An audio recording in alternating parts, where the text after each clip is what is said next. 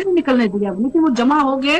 तो वहां पर वो मांग कर रहे थे कि जो आज का दिन है ये हमारे हमारे ही नहीं बल्कि इंडियन डेमोक्रेसी में एक ब्लैक डे है, जिसको उस तौर पर हम देखते हैं। उमर साहब ने चुप्पी साधी नहीं है, बल्कि उनके जो मिनिस्टर्स है, बल्कि उनके जो दूसरे एमएलए साहिबान है, हर कोई चाहता है कि जो ये पॉलिटिकल जद्दोजहद है हमारी 370 की, हम ये समझते हैं एक दिन में रेस्टोर नहीं होगा। हम सुनते आ रहे हैं। थोड़ा सा मुझे आज इंटरप्ट करने दे।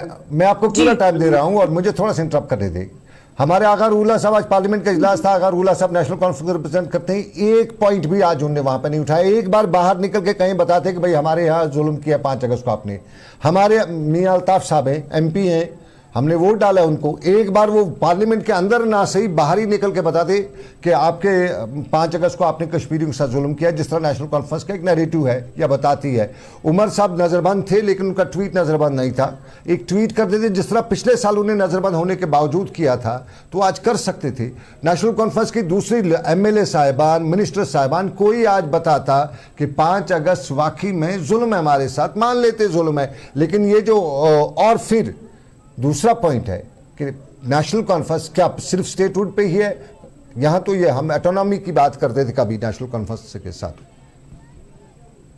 देखिए, मुझे लगता है जो स्टेटमेंट्स की आप बात कर रहे हैं वो तो कल से ही या परसों से ही वो प्रोग्राम भी शैया हो गया था कि हमें करना क्या है 5 अगस्त को। फिर उसके बाद मॉर्निंग में ही आपने देखे हर किसी के दरवाजों पर ताले लगा दिए गए थे या कहीं पर पुलिस रख दी गई थी, तो वो ऑलरेडी उन्होंने सुबह में किया हुआ था।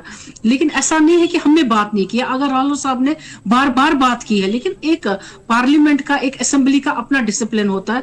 हमें ये शौक नहीं है दूसरों की तरह, जो इससे पहले भी मेंबरान थे असेंबली या पार्लियामेंट में, जिन्होंने अपने कपड़े जो थे फाड़े, लेकिन जिस वक्त वोट डालना था 370 को एब्रोगेट करना है या नहीं करना है, they abstained from them। हम उन लोगों में से नहीं है।